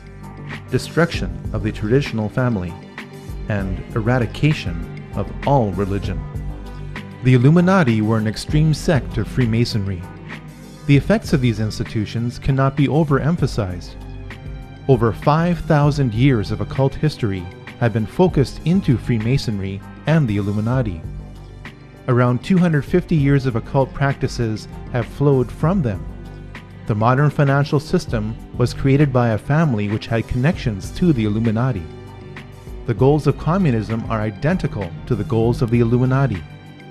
Modern propaganda movements can be traced back to Freemasonry and the Illuminati. Every major war, from the French Revolution onwards, has been influenced by Illuminati philosophy to progressively promote a one-world government. The Illuminati were headed up by Adam and what it's going to look like. It's driven forward now not just by the balance of military strength, the Cold War times, or ordinary political power. It's being driven forward by a seismic shift in economic power that we see around us. We've got to give them a stake in creating the kind of world order that I think all of us would like to see. Thousands of people gathered to hear Barack Obama deliver key foreign policy speech on his current European tour. The Democratic presidential hopeful laid out his vision for America's place in a new world order, saying he was speaking as a proud citizen of the United States and a fellow citizen of the world.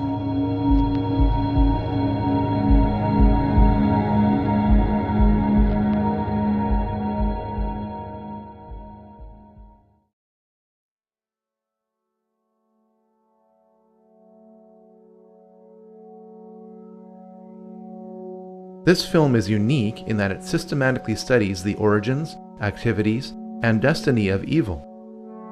Presentations in this genre make all kinds of predictions about the future, most of which will turn out to be wrong.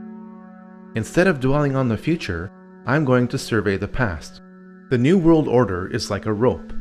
That rope is made up of cords of political, military, Economic, scientific, cultural, and religious power, each cord of the New World Order rope is composed of people at the outer layers who have no idea what the ultimate goal of those at the center of each cord is.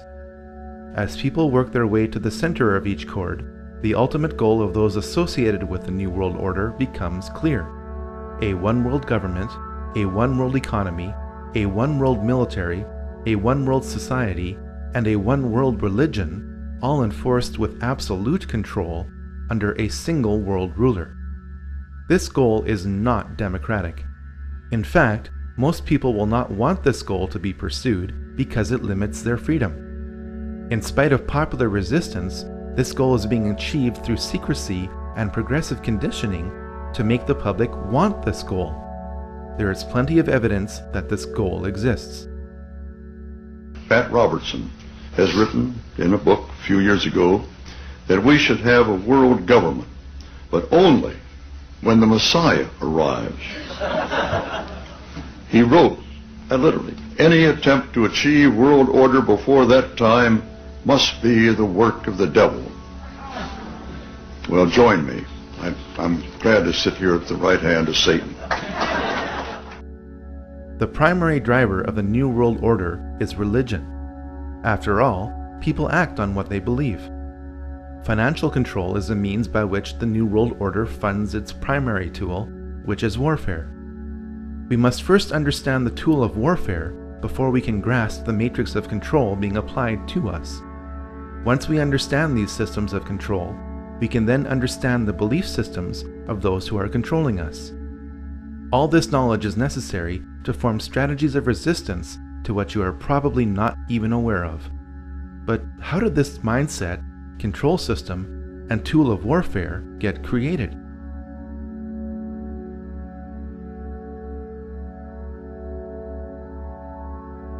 All secret societies trace their origins back to the ancient mystery religions practiced in Sumeria, Egypt, and Babylon. These ancient mystery religions, while other cultures were practicing pantheism, the monotheism of the Israelites kept them unique. When the Israelites were true to their faith, they prospered. When they began to absorb the teachings and practices of the surrounding cultures, the Israelites became oppressed by the civilizations they had previously resisted. Those within Judaism who were tempted by the occult practices of the surrounding cultures became the vehicle by which secret societies continued right up to today. Practitioners of the occult within Judaism codified their beliefs in a sub-religion which became known as Kabbalah. On the surface, Kabbalism appears to be Judaism.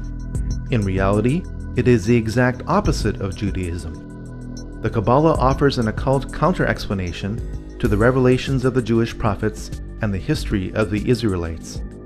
The Kabbalah depicts Moses as an occult figure whose purpose was to initiate the Israelites back into the more enlightened and advanced teachings of Egypt. We must grasp this if we are to understand much of what is happening in Israel today.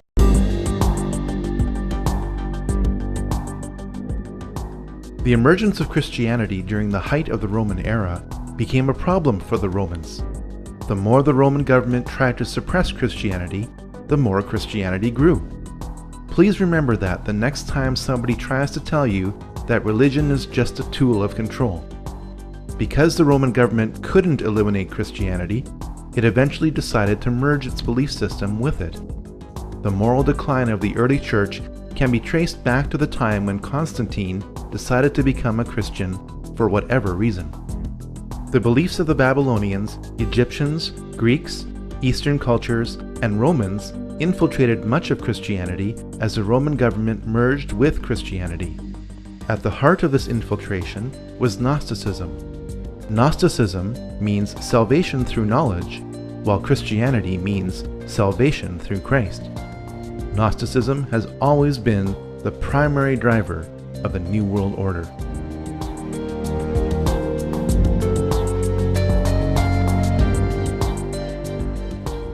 A military and religious order known as the Knights Templar was created in Jerusalem in 1118 by 9 French knights. Their official mission was to protect pilgrims on their journey to the Holy Land during the Crusades and they participated in several battles in the Crusades themselves. The name Knights Templar was applied to this group when Baldwin II, King of Jerusalem, gave this group of knights lodging in his palace, built on the ruins of King Solomon's temple. By 1128, the order was given special protection by the Pope. As the Crusades wore on, the Knights Templar set up offices in Christian countries to encourage enlistment. The Knights Templar were a tax-exempt organization and received donations from crusading pilgrims in exchange for protection to and from Jerusalem. Because its membership remained dominated by the nobility, the Knights Templar were granted many favors by European rulers. Through gifts of land and money, the Knights Templar became extremely wealthy and powerful. Pope Clement V resisted abolishment of the Knights Templar for years.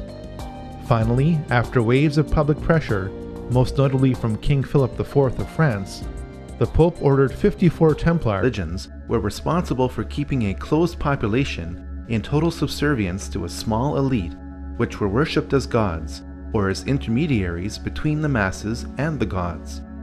Knowledge is power. If you know when the next solar eclipse is going to occur, and others around you don't, you can demand a lot from a primitive society when you threaten to darken the sun. People with secret knowledge of astronomy are going to try to keep that knowledge to themselves. The moment they share that knowledge, their power over any society is eliminated. Large groups of people can be held in check by belief systems given to them by a tiny elite which keeps a core of knowledge to itself. This is why the most powerful groups in any society operate in secret. In fact, the word occult does not mean evil. It means secret. You are not supposed to know the secrets of the elite. Once you discover and verify these secrets, you'll be shocked at how the elite control you. The very word secrecy is repugnant in a free and open society, and we are, as a people, inherently and historically opposed to secret societies, to secret oaths, and to secret proceedings. And there is very grave danger that an announced need for increased security will be seized upon by those anxious to expand its meaning to the very limits of official censorship and concealment. That I do not intend to permit to the extent that it's in my control. For we are opposed around the world by a monolithic and ruthless conspiracy that relies primarily on covert means for expanding its sphere of influence, on infiltration instead of invasion, on subversion instead of elections, on intimidation instead of free choice, on guerrillas by night instead of armies by day. It is a system which has conscripted vast human and material resources into the building of a tightly knit, highly efficient machine that combines military, diplomatic, intelligence, economic, scientific, and political operations. Its preparations are concealed, not published. Its mistakes are buried, not headlined. Its dissenters are silenced, not praised. No expenditure is questioned, no rumor is printed, no secret is revealed. Government at all levels must meet its obligation to provide you with the fullest possible information outside the narrowest limits of national security. And so it is to the printing press, to the recorder of man's deeds, the keeper of his conscience, the courier of his news, that we look for strength and assistance, confident that with your help, man will be what he was born to be, free and independent.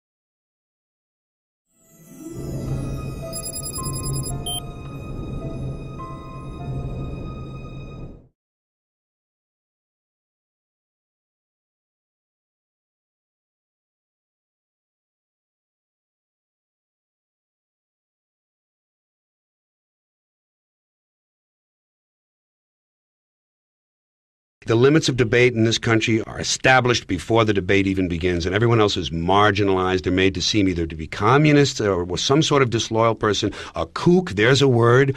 And now it's conspiracy. Say, they've made that something that should not be even entertained for a minute, that powerful people might get together and have a plan. Doesn't happen. You're a kook. You're a conspiracy buff.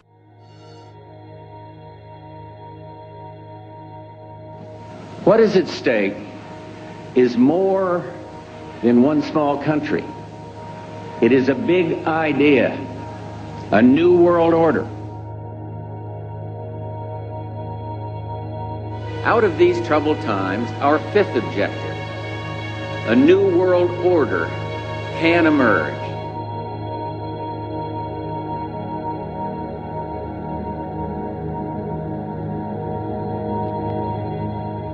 В своем движении в другом направлении, к новому мировому порядку, к новой цивилизации. Even that does not describe why the world has changed so much and why the world has turned so much toward a new world order and a new kind of civilization.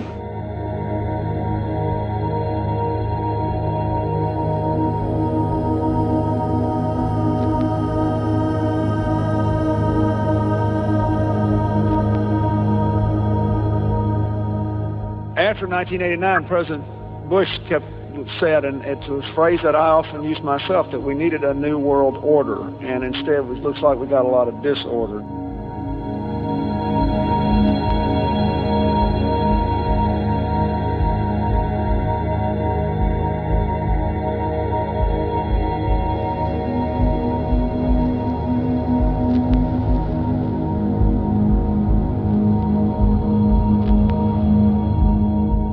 There is a chance for the President of the United States to use this disaster to carry out what his father, a phrase his father used, I think, only once, and hasn't been used since, and that is a new world order.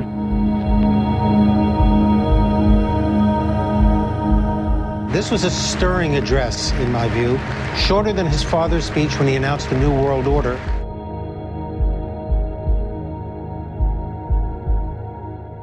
And it's only now that we can begin to understand that the world order that globalization brings